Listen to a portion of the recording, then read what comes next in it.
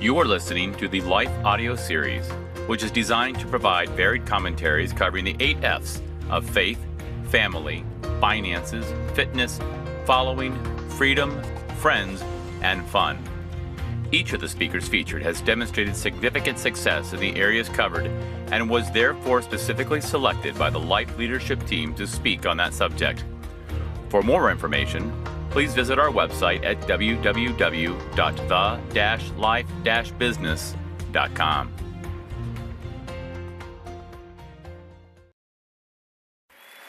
How is everybody? All right, good. Thank you. Go ahead, grab a seat. You know, I'm really excited tonight for a lot of different reasons, and starting to understand that as you personally develop yourself, then you put yourself in a position to where you can start to lead organizations of tens and hundreds and eventually thousands of people. And I want to go through some principles to help you do that no matter what profession, no matter what type of business you're in. Leadership matters. In fact, John Maxwell said everything rises and falls on leadership. And I want to take you back in time. I want to take you back to before the foundation of America. In the 1700s, there were 3 gentlemen that lived, and they made a resolve. They made some resolutions, some things that they were going to change in their personal life. They didn't decide that they were going to change the world at that time, although ultimately their lives did change the world. What they decided to do is something that seems so much smaller, and yet you have to start small if you're going to do something big. They started small. They said, we're going to change ourselves. They actually went through and started writing out resolutions, things that they wanted their life to stand for, that they were going to live by, that they were going to train themselves to live by certain principles and make those principles so important in their life that through changing themselves, then they could start to affect the community and eventually the world about them. And these 3 men, George Washington, Ben Franklin, and Jonathan Edwards, were all colonial Americans, the backwater of the English Empire. And yet, if you take a look at George Washington, respected by many, his character was so great that he was willingly surrendered his power. In fact, King George, the same king that he battled for America's independence, said, if George Washington truly gives up his power, truly surrenders his military sword, then he is the greatest person in the world. Because he understood, think about how many people, a Caesar, when he had his power, he didn't willingly surrender it. A Napoleon, when he had his power, he didn't surrender it. I mean, history is filled of examples of people who had power and would never willingly surrender that. And yet George Washington, through his resolutions that he built, developed such a character that he cared more about his country than he did about his own individual power. And you take a look at Ben Franklin. Ben Franklin went from being considered by many to be one of the worst people, just an obnoxious, arrogant type of person. And through development of his 13 virtues, near the end, they said he was the greatest diplomat of all time. His willingness to surrender recognition. He no longer cared if he got credit for what occurred. He just wanted to make sure the right thing occurred. And so he developed a willingness to surrender the credit and became the greatest diplomat of all time through learning certain resolutions and virtues. And then Jonathan Edwards, to this day considered by many authorities, the Stanford Philosophy Society said that Jonathan Edwards was the greatest American mind. The greatest American mind. That's something. And yet Jonathan Edwards was actually, ran a large church in the East Coast, and he was fired from his church.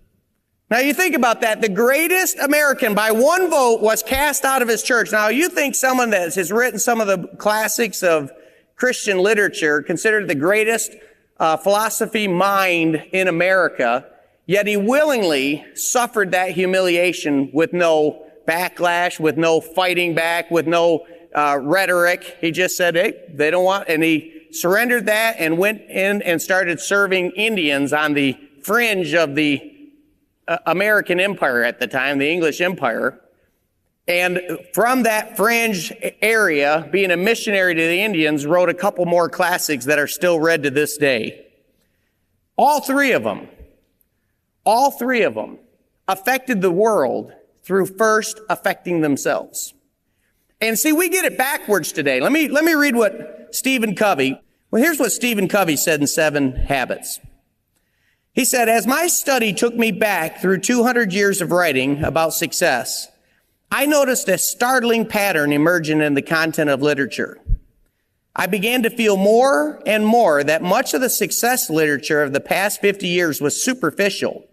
It was filled with social image consciousness, techniques, and quick fixes, with social Band-Aid and aspirin that addressed acute problems and sometimes appeared to solve them temporarily, but left the underlying chronic problems untouched to fester and resurface time and time again.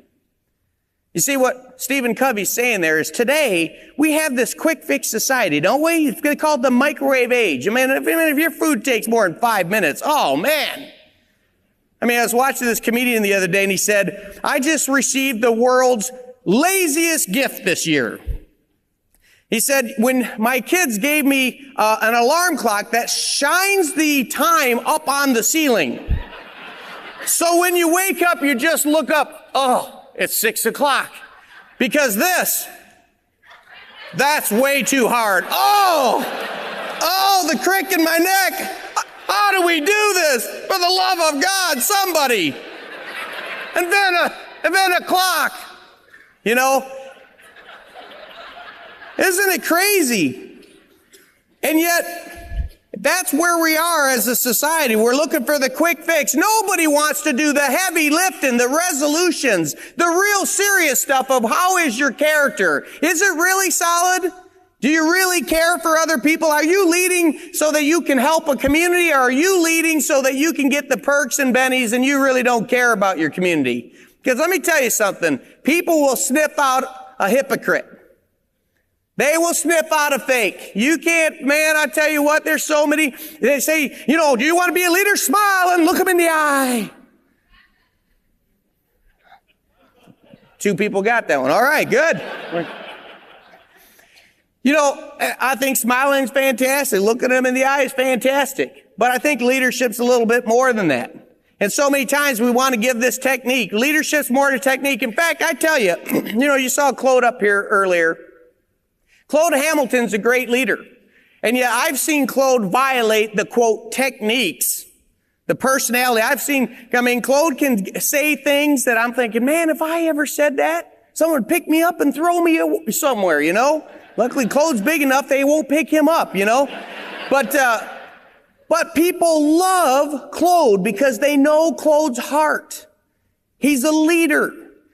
A leader's not necessarily the things you say, and it's not all of the techniques that they want to give you. It's more. There's an art and a science to true leadership.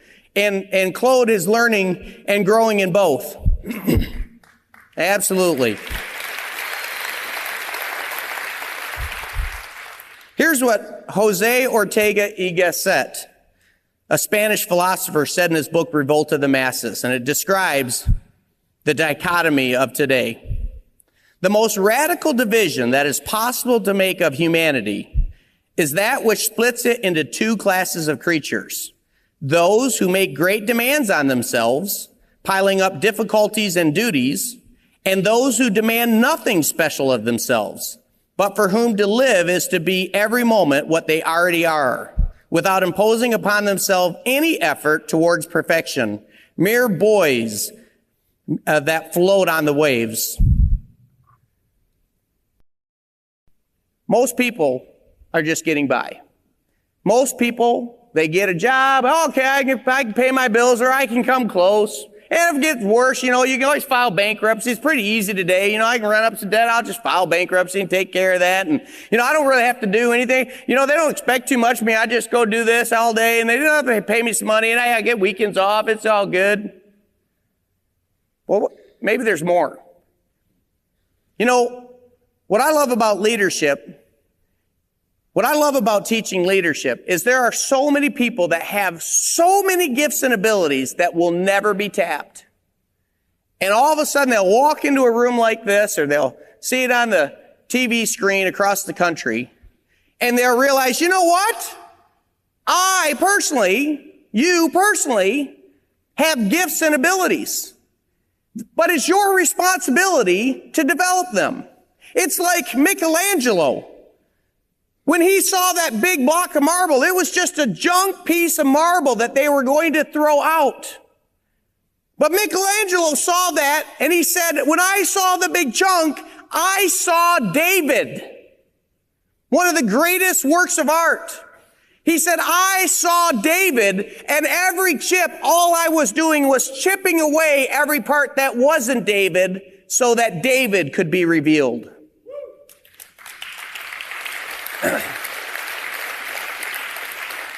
Ladies and gentlemen, that's what you do in leadership. There's a leader inside of you already. But you have to chip away the parts. You have to resolve. You have to go through and identify the parts. You have to know what a leader really is, what a leader truly lives for, and what a leader does, and then start to chip away the parts that don't have anything to do with leadership. I'm not saying we're going to make everybody a clone. Everybody here has a different personality.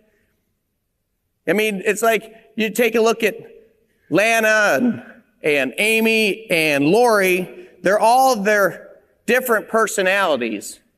And yet they're all leaders because they've all chosen to chip away the parts, the areas that don't fit with the picture that they have of themselves. And it's the same here. Don't settle for personality ethic. Stephen Covey talks about character ethic and the personality ethic.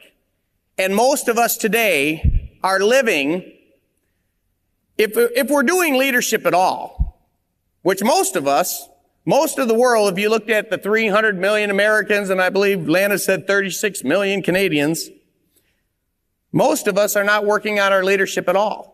But even if we do, even the ones that would say, no, I think this is important to learn some principles about leadership, most of us will only go to the surface level. You know, make sure you accept, approve, and appreciate, which is a great principle, but a terrible principle if it's not from the heart. If it's just some technique, well, what'd you say? Well, I said, boy, your hair looks good. I thought it looked like crap. But I said it and I smiled. They're going to know. They're going to know. It's got to come from the heart. Economist William Röpke, a German economist, said, only a few from every stratum of society can ascend into this thin layer of natural nobility. The way to it is an exemplary and slowly maturing life, dedicated endeavor on behalf of all, unimpeachable integrity, constant restraint of our common greed, proved soundness of judgment, a spotless private life, indomitable courage in standing up for truth and law, and generally the highest example. This is how the few, carried upward by the trust of the people, gradually attain to a position above the classes, interests, passions, wickedness, and foolishness of men, and finally become the nation's conscience. To belong to this group of moral aristocrats should be the highest and most desirable aim, next to which all other triumphs of life are pale and insipid. The continued existence of our free world will ultimately depend upon whether our age can produce a sufficient number of such aristocrats of public spirit. Let me summarize that. If we don't build some leaders, we're dead. If we don't build some leaders, we are not going to maintain our freedoms. That freedom isn't free. That it takes groups of men and women, communities, that choose. It said the few, it said only a few, and he's absolutely right, only a few. But here's why it's only a few. It's not because only a few have the talent. Everybody has the talent to be a better leader. Everybody here. The few are the few because only a few will actually resolve. Will take a list of resolutions and actually resolve to become better. Let's look at George Washington for a second. Here's what Richard Norton Smith in his book Patriarch, a fantastic book, he said about George Washington. The adolescent Washington examined Seneca's dialogues and laboriously copied from a London magazine 110 rules of civility intended to buff a rude country boy into at least the first draft of a gentleman. You see, this wasn't a game to Washington. He understood he didn't come from a lot of wealth. He didn't come from an aristocratic family. He knew if he was going to be anything. I mean, the age was just opening up to where if you didn't have the right blood, you didn't have a chance. It was finally opening up for a country boy, for a backwater colonial like George Washington, if he was willing to work on his character, if he was willing to do the heavy lifting. You see, the soul, every person here has a soul. The soul can be schooled. You're either going to get schooled in the school of hard knocks through not wanting to learn and grow and that you just have life knocking you constantly, or you can school yourself through the resolutions, through learning and growing. Can you imagine as a young boy, a 14-year-old boy, George Washington, the first time he wrote out those resolutions, it was said he wrote them out over and over again. And every time he wrote it out, he'd study them and he'd imagine, how can I apply this principle, this maxim to my life? Because he understood how important character was in his development. And just imagine that 14-year-old boy, had he known how important character was going to be in him. You see, so many people like, well, when the moment comes, then I'll start working on character. Too late. Too late. You don't start digging your well when you're thirsty. You start digging it today in anticipation that eventually you're going to need some water. How many people think leadership may be important at some point in your life? Absolutely. Let me just read a couple of his maxims, a couple that he would quote over and over to his friends, and in correspondence he would quote. I could give you a list of 100 of them, but let me just give you a couple. With me, it has always been a maxim rather to let my design speak from my works rather than my expressions. In modern parlance, we'd say that talk is cheap. Because what he said is, I want people to see through my actions that my words can be trusted. I would ask that of you. Do your actions back up your words? Because if you do, you are building trust in your communities. And if they don't, then you are violating Washington's maxim, one of the greatest characters of all time. Number 2, happiness and moral duty are inseparably connected. Happiness and moral duty. What he's saying is you can't be happy if you're constantly violating your moral responsibilities. Boy, if these principles were taught again today. And don't you find it amazing that at the time of the founding fathers, there were 3 million Americans. And out of that 3 million Americans came great names that are still quoted in history, like a George Washington, like a Ben Franklin, like a Thomas Jefferson, like a Hamilton, like a Hancock, like a John Adams, like a Samuel Adams. You could go on. You could probably put 30, 40 names. Let's just use 30 because the numbers work. If you could put 30 names of that caliber over 3 million, you've got 0.1 or 0.01%. And then you took today, you say, okay, with 300 million, man, we probably have 30, 40,000, huh? Well, we have somebody who can throw a football pretty far. We have someone that can hit a baseball like crazy as long as they're on steroids. You see, we've lost our foundation, guys. We've lost our foundation, and there needs to be some people that resolve to make a change. And I know I see people all over the world, they say, we're going to change the world. I'm like, well, wait, before we change the world, have we changed ourselves? Because all true change begins from within. That's what George Washington, let me read one other. Catherine Kirsten in George Washington's character ask, what would Washington have accomplished if happiness rather than integrity and service had been his life goal? Don't we hear that today, by the way? Don't we hear, well, I just want to be happy. I'm just trying to be happy. George Washington wasn't trying to be happy, and because he wasn't trying to be happy, he ultimately ended up happy. Instead of suffering with his men through the snows of Valley Forge, he might have followed the example of Benedict Arnold, another Revolutionary War general. Though brave and talented, Arnold valued his own well-being and prosperity above all else. Out of self-interest, he plotted to betray West Point to the British and died a traitor to his nation. What can we learn from Washington and his contemporaries about character building? They teach, most importantly, that the soul can be schooled. Exercising reason and will, we can mold ourselves into beings far nobler than nature made us. That is one of the greatest messages to hear. If you're sitting out here and you think, man, I messed up this, I've messed up that, I messed up so much, Orrin. Today's a new day. You can start schooling today in the schooling of the soul.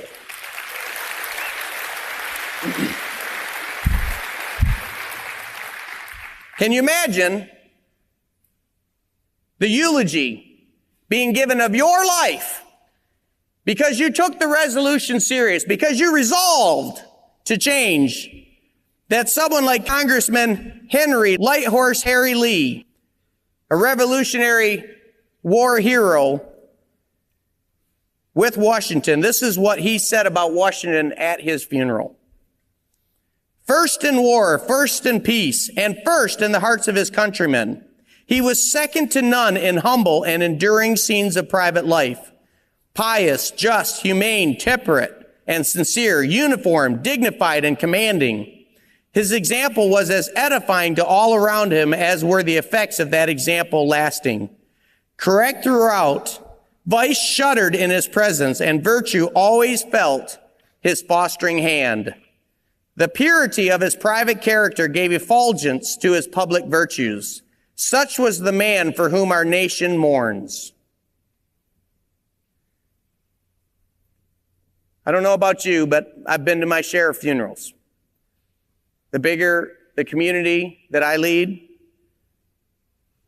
the more you run in to last days. I've heard many different eulogies. But to hear one that goes beyond what a person had and even what a person did to what a person was. What I appreciate so much about some of the leaders that I work with, leaders like Chris Brady and Tim Marks and George Gazzardo and Bill Lewis and Claude Hamilton and their lovely wives. Benjamin Franklin, his 13 virtues are fairly famous. They were written up in his autobiography for the first time. But I want to read you something from our Launching a Leadership Revolution that Chris Brady and I wrote. In there, we talked about the young Franklin. Here's what we said. A confidant took him aside one day and was both bold and kind enough to share the truth with Franklin that people didn't like him. Although amazingly brilliant, nobody cared. They couldn't stand to be around him. He was too argumentative and opinionated. Boy, that sounds familiar. His informer even told him that people would see Franklin approaching on the street and cross the road so as to avoid any contact with him. Franklin was devastated, but his reaction to the cold, hard truth was perhaps one of the most important components of his meteoric rise. You see, what Franklin did is he allowed his friend to tell truth, hurtful truth, painful truth. Man, it hurts when you realize, oh, am I really missing the mark? You mean people that I respect would actually see me coming and go to the other side of the road? I mean, and back then when you go across the road, you get your shoes dirty. But they did that because they'd rather clean their shoes than have to deal with Franklin. I mean, it's been rumored they had arguing early and late. No. Inside joke. Okay. Let me just give two of his virtues. And by the way, he had 13 virtues and he studied one a week and he would focus in this area. Let me just give you two. Silence. Speak not, but what may benefit others or yourself. Avoid trifling conversation. And number 8, justice. Wrong none by doing injuries or omitting the benefits that are your duty. Those are just 2 of the 13. Here's what he did. The one that he was working on, if he was working on silence, for example, listening, not trifling conversation, not gossiping conversation, focusing on words that could edify, that could lift, that could encourage, that can inspire. Man, you only have so many words you're going to say in life. Why waste them? And so he would focus on that one, and for a week he would look through every conversation as he was in the middle of a conversation. Am I over-talking here? Am I listening? Am I drawing the person out? Or am I doing what I did to Lori earlier this morning? Don't think I wasn't listening, honey. I certainly violated a principle there. And Lori was right to be a little bit annoyed, but gracious enough to forgive me. Just as you're going to mess things up. But if you don't have a resolution, if you don't have a standard, you're really not messing up, are you? Unless you have the resolution that listening, allowing people to complete their own sentences, they're fully capable. That was a news for me. I thought I was helping out the process, speeding the conversation. People would start and I'd say, and you were going to do this. No. And they'd say a few more words, and you were going to do this. No. I'll get it on the third one. I realized that was wrong. At the end of the night, he would go back through his conversations and he'd give himself a check mark where he did it right, and he'd give himself a failing mark where he'd do it wrong, and a plan to be better next time. A plan, do, check, and adjust. And you know that near the end of his life, one of the historian, William MacDonald, this is what they wrote.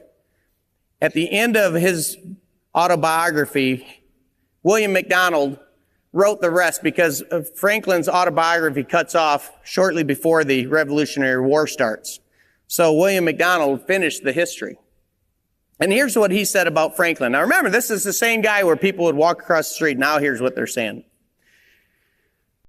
Franklin's voice was always in favor of the more generous provision, the ampler liberty. He's talking about the Constitutional Convention where they're deciding what type of government America is going to be under in 1787. Was always earnestly opposed to whatever might tend to make government oppression at some future time possible. Some of his finest utterances were in the maintenance of that plea, and it is a symptom of the noble feeling with which Franklin was regarded by the noblest of men that Hamilton would give his support to Franklin's recommendations, though they were essentially moral criticisms of the very policy which he himself thought best for the country. Now let me explain that. Hamilton wanted a stronger government, more on the model of the English were a monarch, wanted a strong central government for control. Franklin understood, well, if you give too much control to the central government, he wanted more of a freedom. And so when Hamilton would make a suggestion, the respect that Franklin had built, the character, the diplomacy, the people skills that he had built, the respect that he had with the whole convention, they said that Franklin, he said, Washington may have been the indispensable man when it came to the war, but the indispensable man when it came to the Constitutional Convention was Ben Franklin. The very Ben Franklin that people would run to the other side of the road early in his life. When you make resolutions and you start to school your soul in those resolutions, you can have that radical of a change in your life and never, ever accept less than your personal best from this day forward.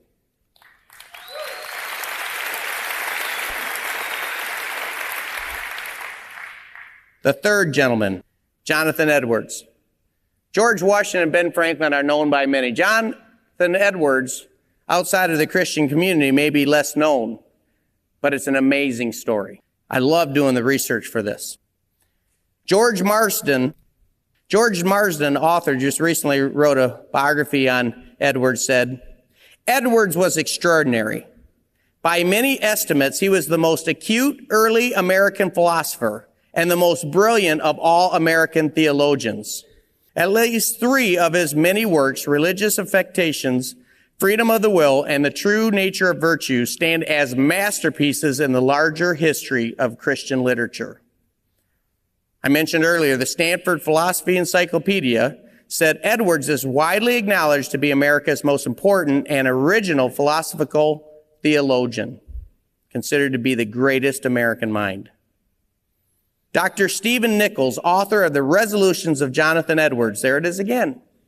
Man, we've talked about Washington and his maxims that he wrote out over and over and over. We talked about Ben Franklin and his virtues, which he resolved to follow over and over and over, studied them every week. Washington studied them every week, and now here's a third.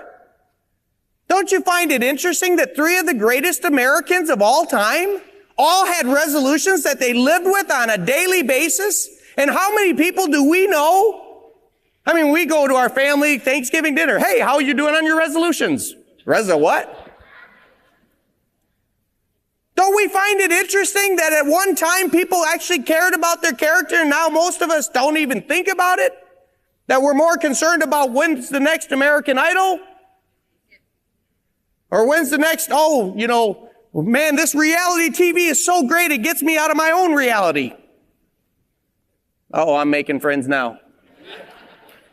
Better put a smile on. Listen to this. Dr. Stephen Nichols, author of The Resolutions of Jonathan Edwards, writes of the young pastor. Here's a 19-year-old pastor that's leaving home, Stockbridge, Connecticut. He's leaving home, and he's going to New York City. Now, it's not the New York City we know today. It was only like 10,000 people at the time. But it's a New York City that's a real big city for a little country kid. And as he goes there at 19, he realizes he's going to be tempted in a lot of different areas. He's taken over his first pastorate. And so Nichols says, amidst all the uncertainty and flux, this young man, Jonathan Edwards, needed both a place to stand and a compass for some direction. So he took to writing. He kept a diary and he penned some guidelines, which he came to call resolutions.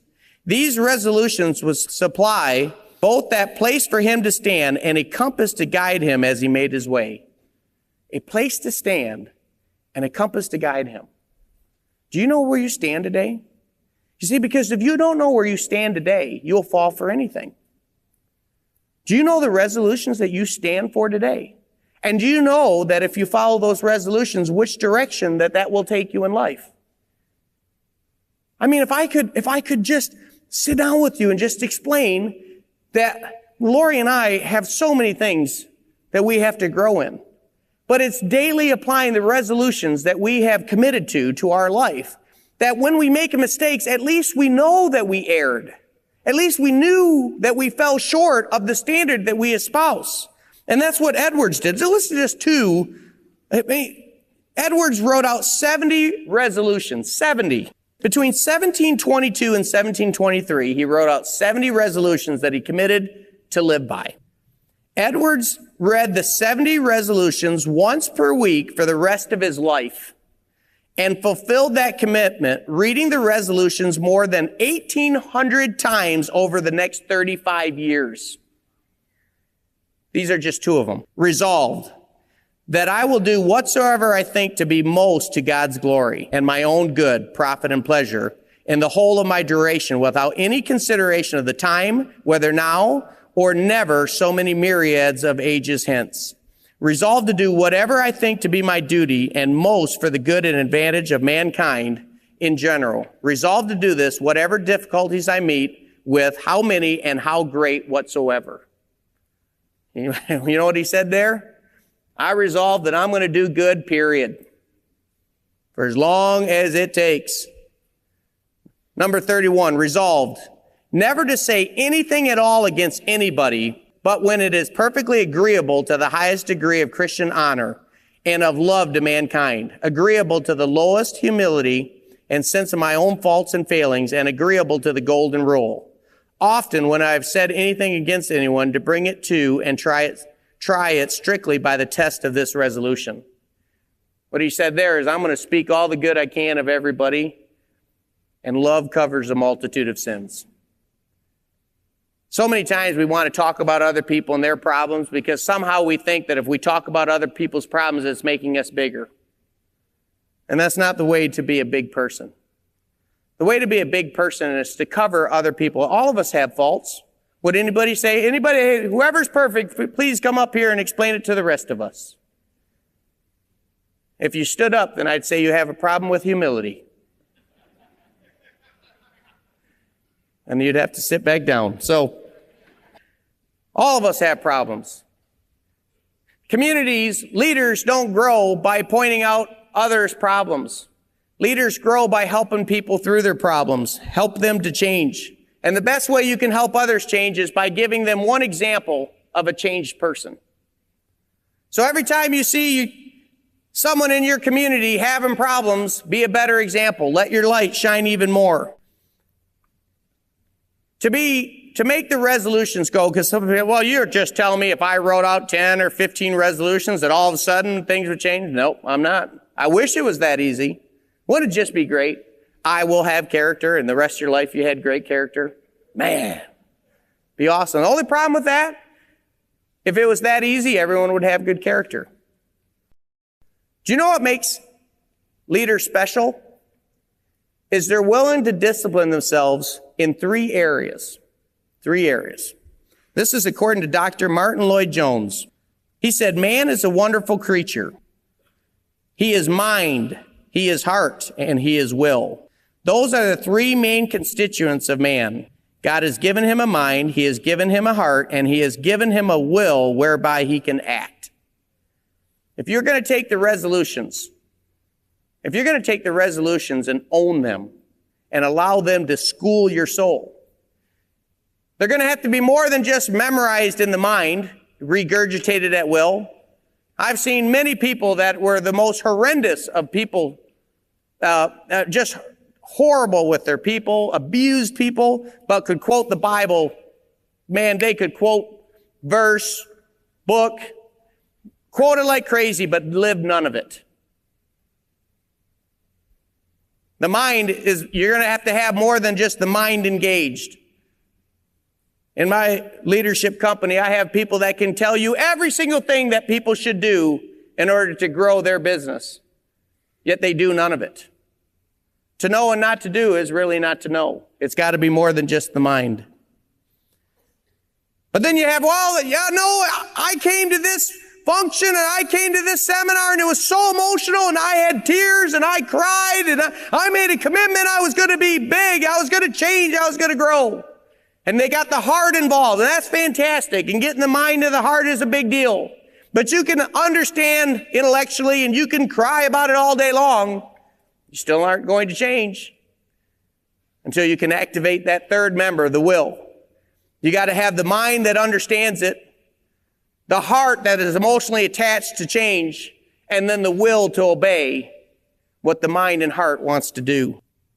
So many of us, we attempt to take up the resolutions but they're, as a group, it's a group who decides to take up the resolutions rather than be taken up by them.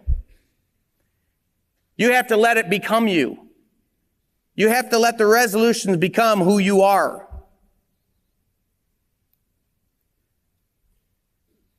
Peter Senge, author of The Fifth Discipline, states that purpose, vision, and core principles, and I'm going to put parentheses around that, core principles are your resolutions.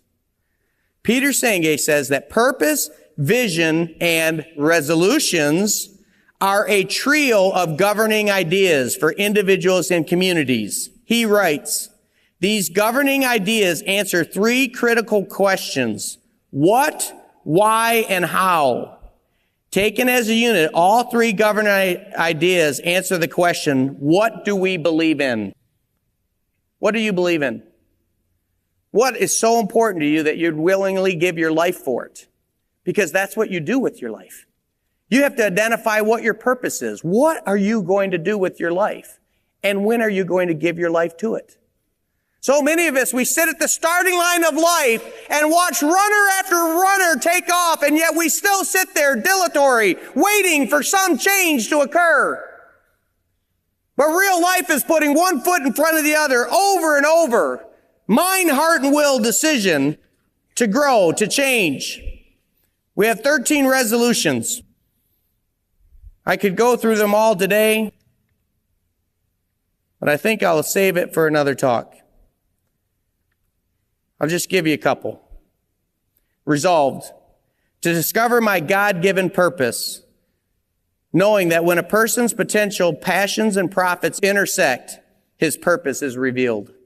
Number 2, resolved to choose character over reputation any time they conflict, knowing that character is who I am and reputation is only what others say that I am. Number 3, resolved to have a positive attitude in all situations, knowing that my beliefs determine my attitudes, which lead to my results. Number 4, resolved to align my conscious ant with my subconscious elephant mind, knowing that ending the Civil War initiates the journey to success. Number 5, resolved to develop and do a game plan in each area of life, knowing that planning and doing are essential parts of the success process. Number 6, resolved to keep score in the game of life, knowing that the scoreboard forces me to check the score, confronting brutal reality to make adjustments in order to win. Number 7, resolved to develop the art and science of friendship, knowing that everyone needs a true friend to lighten the load when life gets heavy. Number 8, resolved to develop the art and science of leadership, knowing that everything rises and falls on the culture created by the leaders. Number 9, resolved to develop the art and science of conflict resolution, knowing that when more animals are in the barn, there's more doo-doo to deal with. Number 10, resolved to develop financial intelligence, knowing that it isn't what you make that creates wealth, but what you keep that creates wealth and security. Number 11, resolved to develop systems thinking, knowing that viewing life as interconnected patterns rather than isolated events is essential for leveraged success. Number 12, resolved to develop adversity quotient, a combination of emotional quotient plus intelligence quotients, courageously persevering over any obstacle and setback in life. And number 13, resolved, the last one, to reverse the current of decline in one's field of mastery, knowing that a true legacy leaves the world a better place than he found it.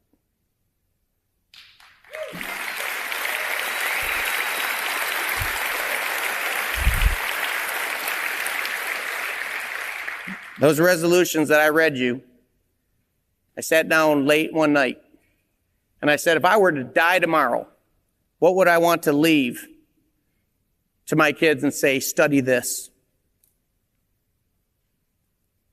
If I was to die tomorrow, what would I want to tell anybody who knew me? I'd say, it took me 6 years of my life of reading book after book, listening to CD after CD, searching anything and associating with anybody that knew anything about leadership, searching for truth and how to apply it to my life. And 6 years of struggling, achieving no success. But I learned those 13 resolutions. And I began to apply them on a daily basis. And I violate them nearly every day. But when I do, I know that I missed the mark. And I go at it again with more resolve to finish what I started. Each of these 13 principles, if you apply them individually, will make a change in your life. But if you apply them together, if you master all 13, and believe me, this is not a 1 week, this is not a 1 year, this is a lifetime assignment. But if you'll apply these to your life, you will be like an orchestra. Not just one instrument, you'll have 13 instruments playing together, producing beautiful music in your life. Lana was talking about the wedding in England. Well, in England, there's a place, the Westminster Abbey. And if you go down in the basement of the Westminster Abbey, and I was there, and I was walking around and seeing tomb after tomb after tomb of the English, some of the greatest men and women of their times are buried in the Westminster Abbey. And on one of the tombs, one of the bishop's tombs, are written these words: "When I was young and free, and my imagination had no limits, I dreamed of changing the world. As I grew older and wiser, I discovered the world would not change. So I shortened my sights somewhat and decided to change only my country. But it too seemed immovable. As I grew into my twilight years, in one last desperate attempt, I settled for changing only my family, those closest to me. But alas, they would have none of it. And now, as I lie on my deathbed, I suddenly realize if I had only changed myself first, then by example, I would have changed my family. From their inspiration and encouragement, I would have then been able to better my country. And who knows, I may have even changed the world.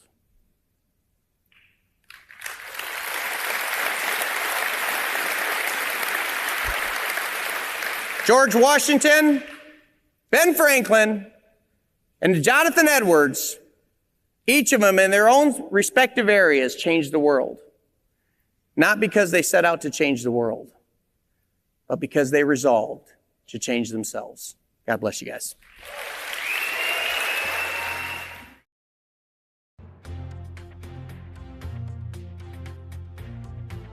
To learn more about the Life series, please visit www.the-life-business.com. Unauthorized reproduction is prohibited and all rights are reserved. This is a copyrighted program of Life.